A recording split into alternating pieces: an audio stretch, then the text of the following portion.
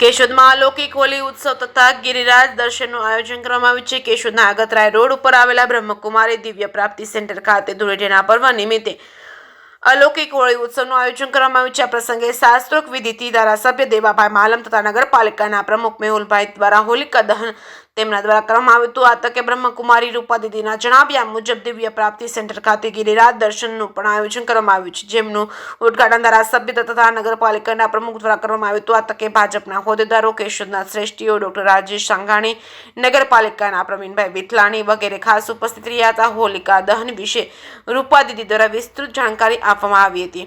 જે કેસરી ગુજરાતી સાથે રાજુ પંડ્યા, કેશોદ। ઓમ શાંતિ।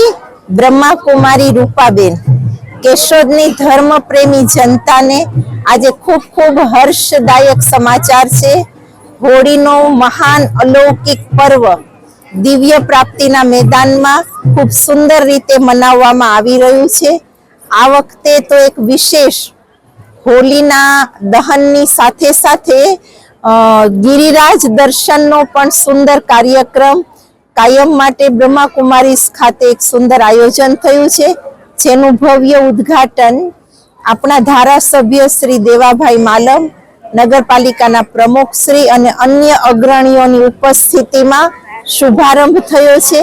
અને આ અલૌકિક હોલી મહોત્સવ હર વર્ષે જે આપણે અહીં દિવ્ય પ્રાપ્તિના મેદાનમાં ઉજવીએ છીએ, તો એક વિશેષ મહત્વ સાથે આપણે આપણા જીવનની કમજોરીને હોલિકા દહનમાં જલાવીએ, પરમાત્માના જ્ઞાન રંગથી જીવનને રંગીને અલૌકિક મિલન બનાવીએ, બધા સાથે શુભ ભાવના અને શુભ કામનાથી અલૌકિક આત્મીય સ્નેહ ભર્યું મિલન મનાવીએ।